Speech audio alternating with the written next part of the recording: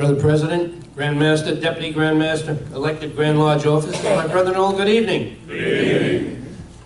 We the candidates thank you for the opportunity to speak before this august group of brethren, and I especially thank you. Brethren, my name is George Olsen, and I am a candidate for Grand Lodge Trustee. I am seeking a second three-year term. My complete personal and Masonic vita can be found in the current issue of the New Jersey Freemason. I come from a Masonic family, have a Masonic family. Both of my sons are Master Masons, and one is a past Master and was a Grand Chaplain in 2016-2017. I have a doctorate from New York University in Administration and Supervision, with additional studies leading to concentrations in Manufacturing Engineering and Business Administration. I served initially in the United States Marine Corps as an enlisted man, being honorably discharged Sergeant E5 to accept a commission as an officer, and again honorably discharged, eventually retiring as a major after combined active and reserve duty of 20 years. While teaching high school, I was invited to join the faculty at Montclair State University, and after 32 years retiring as Professor Emeritus. For 10 of my years at MSU as department chairman, I was responsible for the creation, justification, and administration of a department budget of over $100,000 annually, not including faculty salaries, and of 2 buildings housing 9 labs and 4 classrooms valued at over $1.5 million, all of which had to be done through and in a line item budget format.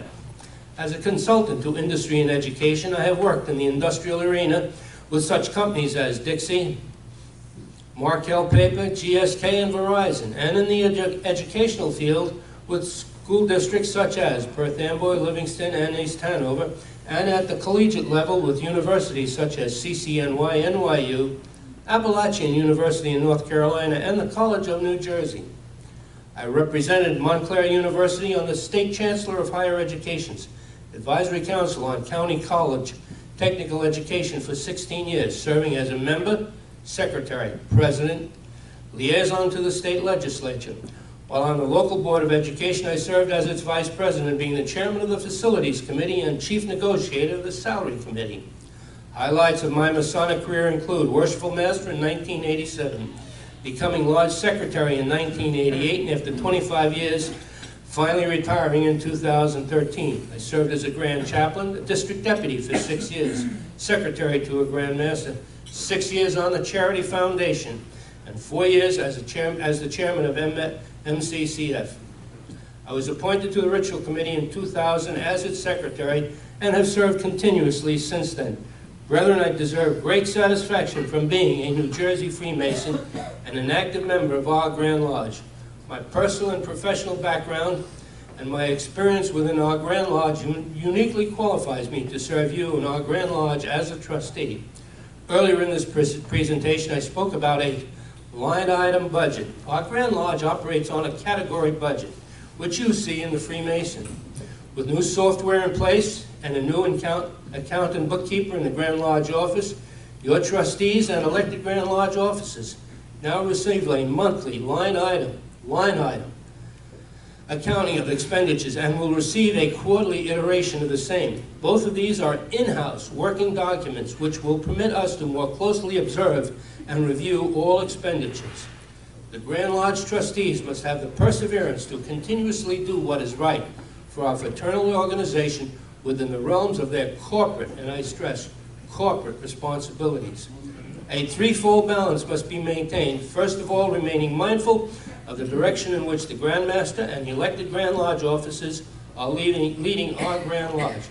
Second, keeping in mind the needs and desires of the membership. And lastly, always remaining cognizant of the circumstances which today's economy creates for our fiscal resources.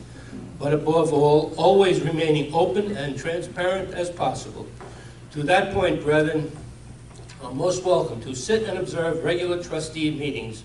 To the best of my ability, I will always represent you in the duties and responsibilities laid out in Title 4, Section 2, Parts 3, B, and C of our laws and Constitution. Finally, brethren, what you read about me in the Freemason, what you heard from me this evening, and what you see before you is what you will get as a Grand Lodge trustee. God bless our great country. God bless Freemasonry and our leadership. May the grand architect of the universe hold all first responders, and especially our military service men and women, in the palm of his hand. Thank you for listening, brethren. Good evening. Fraternally submitted, George A. Olsen, candidate for Grand Lodge Trustee. Will the candidates for Grand Lodge Trustee please join me?